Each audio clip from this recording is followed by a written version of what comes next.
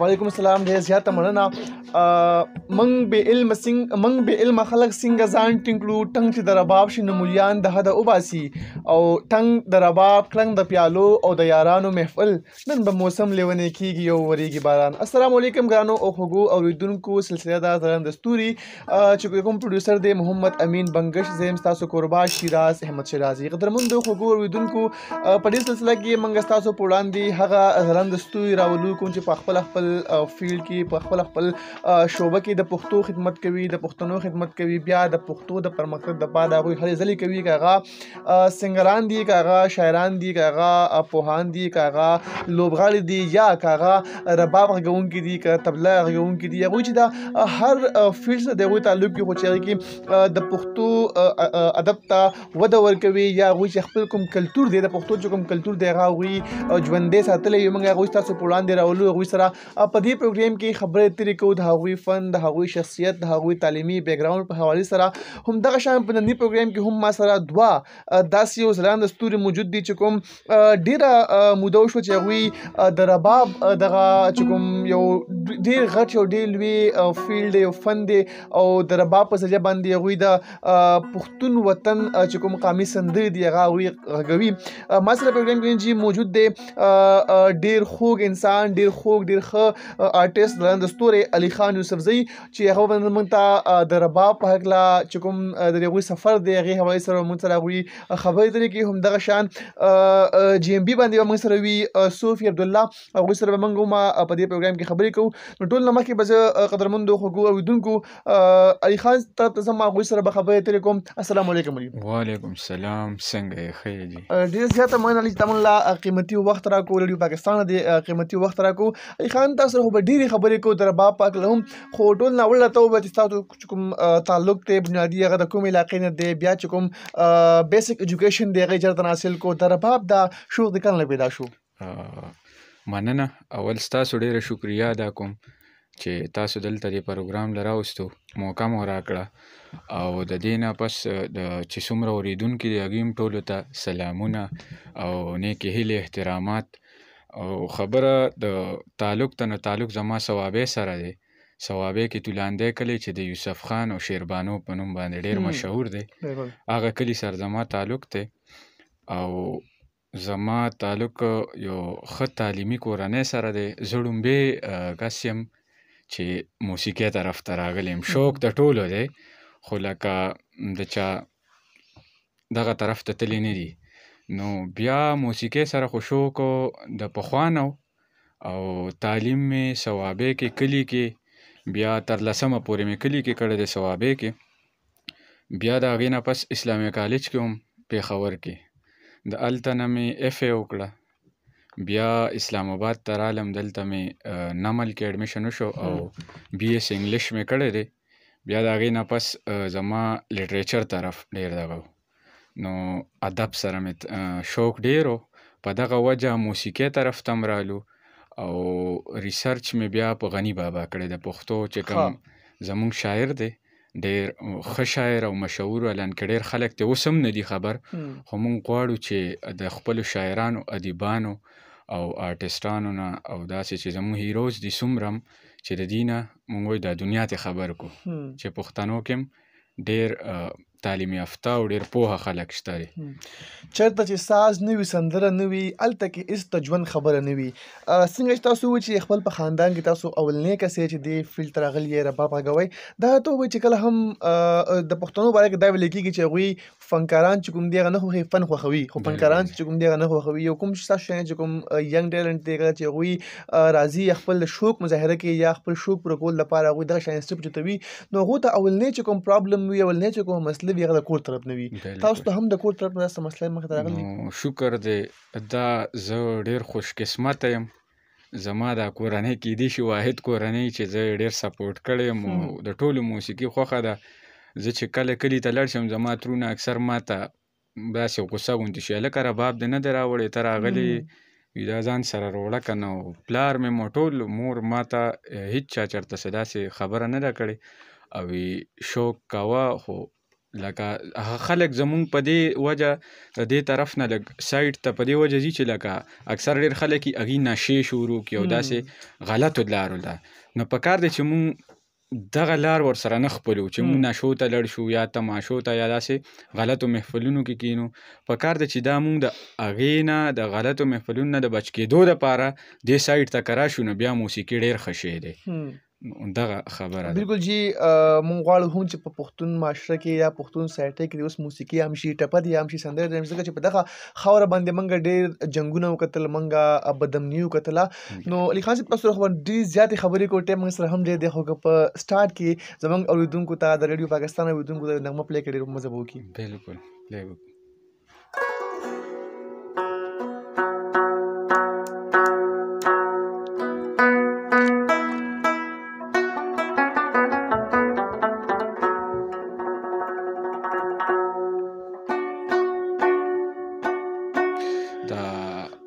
موسیقي چې ده د اوس چې کومه سندره ده نو دا د مینه لوی دریاب د پې ګډېږمه د پښتو ډېره پخوانۍ سندره ده. دا به تاسو ته د رباب په غږ کې پلی کړو. جناب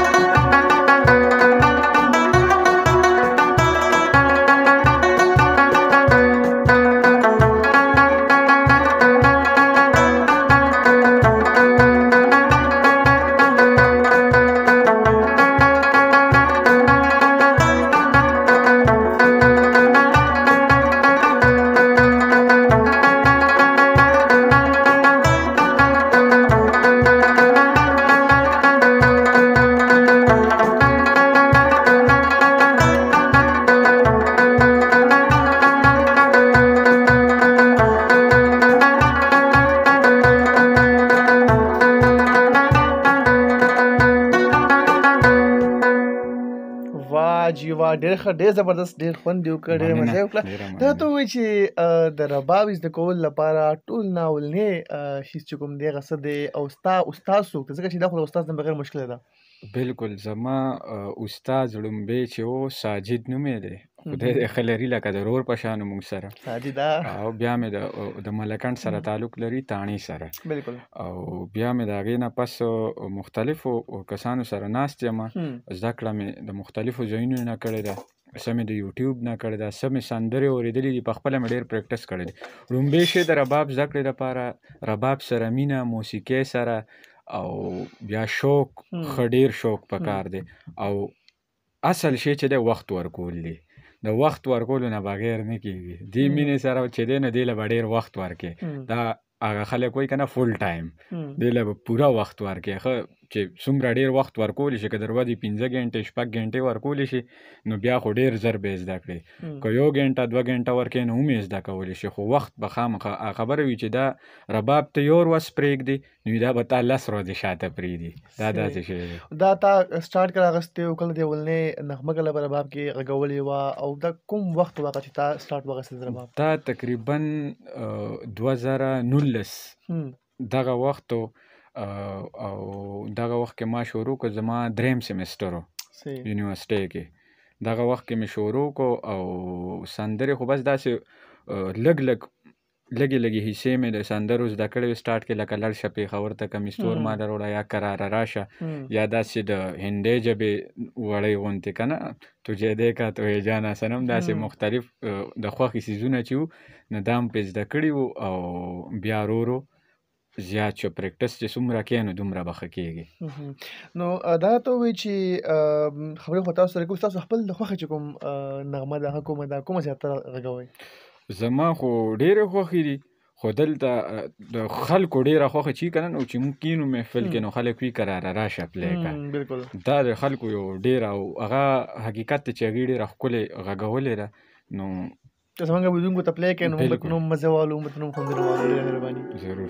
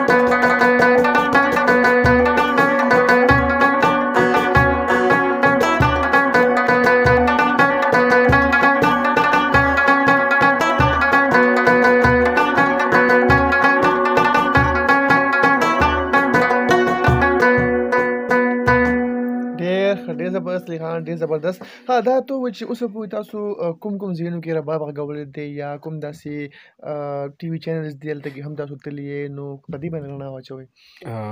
ما خو اوس د نږدې وخت کې په هم پشتو ون باندې مارننګ شو کړې ده، هغې کې مې رباب پلی کړی دی، او بیا د دې نه مخکې ما یونیورسټو کې پروګرامونه کړي دي مختلفو ځایونو کې، او داسې ورسره غټ شوز شوي دي، لکه اسلام آباد ټیسټ په نوم اسلام آباد کې او دغه کېږي ایونټ، هغې کې ما پرفارمنس کړی دی، او نور ډېر مختلف ځایونو کې. خو چونکې د دې کووډ په وجه باندې ډېرې پابندۍ لګېدلې دي، نو د دې په وجه هغسې زیات دغه نه دي شوي، غږول نه دي شوي د ربابو، خو خپل پریکټس هم ځان له جاري ساتلی دی. چا متاثره یې ځکه چې موږ ګورو پښتون معاشره کې یا چې موږ کوم د پښتنو دغه میوزیکل انډسټري ده په هغې کې خو بلا شی ربابیست دي، رباب غږونکي دي، تاسو چا نه متاثره یې؟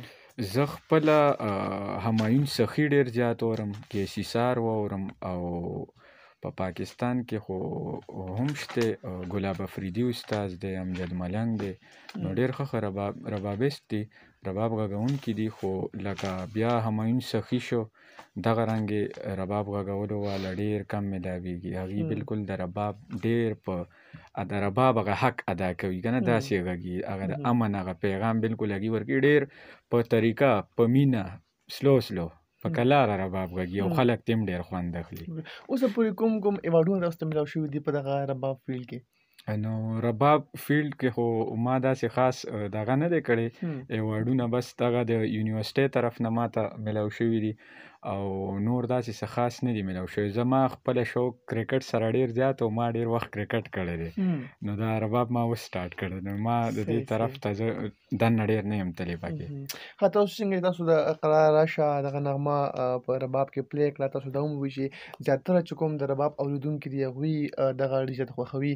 دې نه هټ کې څه داسې تاسو زیاتره غږوئ چې هغه ستاسو فینس چې کوم دي هغوی هم خوښوي، اورېدونکي هم خوښوي؟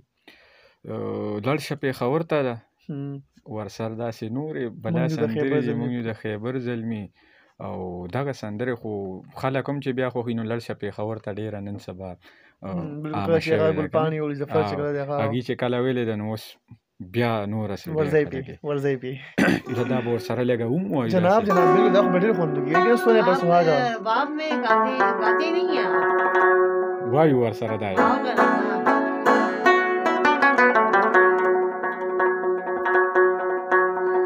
شپی خبر تک مستور مال روڑا، تازه تازه گلونه درې څلور مال روڑا، تازه تازه گلونه درې څلور مال روڑا، شپی خبر تک مستور مال روڑا، تازه تازه گلونه درې څلور مال روڑا.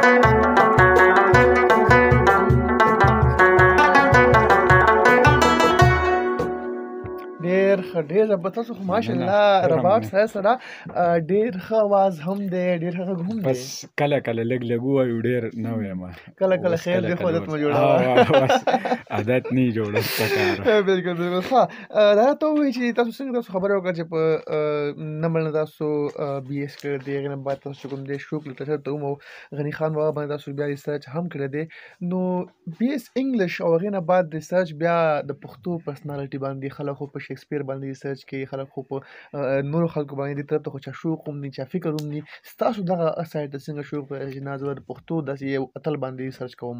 تا خو بس کور د طرفه ما کې یو جینز دی که نه زمونږ والد صاحب هم پښتو سره ډېره مینه وه. نو هغه پښتو کې ماسټرز کړی او بیا د پښتو طرف ته ډېر سیاست کې هم د پښتو هلې ځلې او دغه خبرې. نو بس د هغوی د طرفه یو جراثیم مونږ کې راغلي دي. زما هم خپله د پښتو چې څومره لیټریچر دی یا قام پرستي ده دې طرف ته زما دغه و. نو بیا هلته کې شکسپیر او په دې خو دنیا ډکه د کتابونه ډک دي. مونږ وایو چې زمونږ هم اتلان شته دی، د پښتنو هم شته. غني بابا یو داسې فلسفي او شاعر او هغه کې ډېرې خوبې دي، پینټینګز او مختلف څیزونه هغه کړي دي. نو هغه یو داسې شاعر دی چې د هغه په شاعرۍ کې مونږ ته هر قسمه تیم ملاویږي، که هغه رومانیت دی، که هغه قدرت سره مینه ده، که صوفیزم دی، که هغه نور څه دي اسکیپیزم او یا لکه د تښتېدل که نه د دې حالاتو نه دا څیزونه هر څه پکې شته. نو ما هغې کې بیا چې کوم قدرتي حسن دی هغې سره کوم دغه دی که نه بادشاهي د جهان څه کوي ځان له ولې زیاتی غم، او بیا دغه چې کوم نظم د بادشاهي یا د شروع مې دغې نه کړې دغه وي ماله راکه څو ګلونه یو نیازبین غوندې جانان یو ورکوټ شانتې باغ او پخوا یې سیند روان چې زه په غاړه ناست یم په یخ سوري د خرولې او په مزه مزه لیکمه د مزې مزې غزلې. نو زما شروع د دغه ځای نه و د ریسرچ آرټیکل. بیا پکې نور لکه دغه رالو د سیند د سپینو شګو نه مې جوړ کړی او محل دی ټول خرقي جهان ورته حیران حیران کتل. داسې نور هم نظمونه چې د هغه د قدرتي حسن او ښکلا سره نږدې وو، میچینګ وو. نو په هغې باندې ما دا ریسرچ وکړو. او هغه پبلش شوی هم دی؟ نو هغه ما پبلش کړی لا تر اوسه مې دغه پې نه دی کړی، خو ښه و ډېر خلکو دغه کو وستایو. خاصه کله چې ځوانان چې کوم دي هغوی خپل دغه کلچر خپل دغه کلتور چې کوم دی هغه څنګه نړۍ ته ښودلی شي، رباب سره هغوی څنګه مینه محبت کولی شي. موږ ګورو که نه د پښتو چې کوم هغه موسیقي ده هغه ته پټاسۍ او د سموسۍ هغه طرف ته روانه ده، زیاتره چې کوم هغه پخوانی کلاسیکل میوزیک هغه ختمېدو طرف ته روان دی. نو تاسو څه ګڼئ چې ځوانان چې کوم دی هغه یو پېره بیا خپل کلچر ته خپل کلتور ته هغوی دوباره راویستل، هغوی ته دغه میوزیک ښول چې کوم کې د نیچر تعریف شوی دی، کوم کې د جانان سترګې ستایل دي، د جانان شونډې ستایل شوي دي، یا کوم کې چې قامي مسایل چې کوم دي هغه ډسکس کړی شوي دي. تاسو څه ګڼئ چې ځوانان څنګه دې طرف ته موږ دوباره میله کولی شو؟ اوس خو زه لکه ډېر د خوشحالۍ خبر هم د یو دوه طرفه روان دي که نه. یو طرف ته یو ایکسټریم دا خلک څه لکه دا تاسو چې وی سموسا او پتاسا او دا واغه که نه او دا څیزونه، خو لکه بل طرف ته که موږ وګورو نو ډېر تعلیم یافته ځوانان راوتي دي او زه ډېر خوشحال یم هغوی رباب سره او موسیقۍ سره شوق او هغوی د غني بابا د رحمان بابا مختلف غزلې نظمونه د حمزه بابا هغه د میدان ته راوړي دي. نو هغوی ستایل پکار دي او پکار دی چې د هغوی مخکې راځي او دغه د غني بابا کلامونه د حمزه بابا رحمان بابا دا راوړي او د دې بل طرف نه لږ سایډ ته شي. دا یو میسیج هم ورکول پکار دي چې رباب او دې څیزونو سره دي د دې نشو تماشو نه هم یو سایډ ته شي. دا ضروري نه ده، لکه اکثر خلک وي یاره ته رباب غږې ته به خامخا نشه کې. نو مونږ وایو چې خلک موسیقۍ طرف ته راشي، خو د نشو تماشو نه دا د خپل ځوان کل هم یو پیغام ورکوم د دې ځای نه چې د دې سایډ نه لرې اوسئ. دا چې څومره تاسو پرېږدئ دومره به زموږ دا پښتانه دا وطن او دا خوره دا به ترقي کړي. بالکل د جانان سرې شونډې ستایل راته په سر پاتې دي، لا د خپل قام غمونه جاړم اوسګار نه یم. که یو بل سندره په رباب کې یا خپل په اواز باندې زموږ اورېدونکو ته د ریډیو پاکستان اورېدونکو ته پېښ کړئ، خوند وکړي، مزه به وکړي. بالکل دې ته به د افغانستان یو ساز دی کتغني ورته وي، دا خلک ډېر خوښي، ډېر یو مست ساز دی. دا هم وغږوو، لکه مستی پکار ده. مستی پکار ده. زما اکثر چې څومره ملګري هغوی چې کښېني نو زه هغوی ته دې ځای نه هم یو ریکویسټ کوم چې دا خلک وي یاره تارونه ورله وشلوه تیز کا. نو زه وایم مهرباني وکړې دا ګوره مختلف لکه داسې که نه. بالکل. نو زه دا وایم چې لکه دا رباب چې دی دا د مینې د محبت چې دی دا ډېر چې څومره په ورو ورو غږېږي دومره خوند کوي. نو خیر د هغوی دپاره به هم دا لږ مسته موسیقي دغه کړو. بالکل بالکل.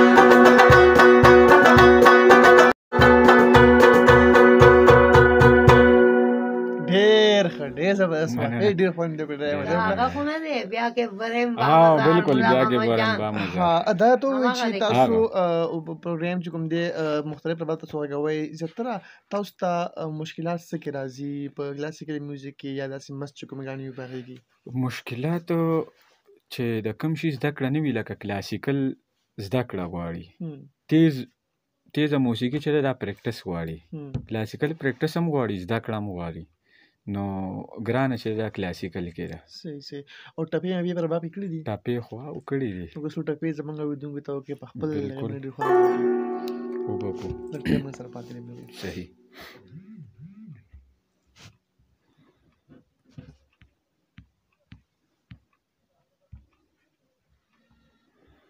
دا ټپې به د ټولو مینوالو ته ډالۍ تاسو ته ډالۍ دي د ریډیو سټیشن ته څوک چې مونږ ګورو هغې ټولو ته هم ډالۍ دي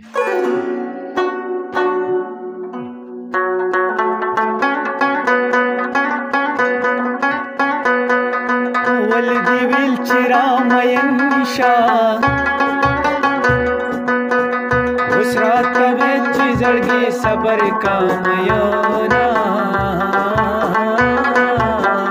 اوس راته وایي چې زړګي صبر کا میانا دا ته چې زی اخر بلار شي ماتا گڑے پگڑے موایا چیزاما ماتا گڑے پگڑے موایا چیزاما وسوک چی د مور په دوارم شي کډیر بدرنګ شیخ دې نه بدرنګ وینا کډیر بدرنګ شیخ دې نه بدرنګ وینا او مسافر ټول کلی تراغلا یا یار خفت یاد کستن رازینا یا یار خفت یاد کستن رازینا او مینا دشدی لختی گزار دے چی چا سکلی رگی زیلن رازینا چی چا سکلی رگی زیلن رازینا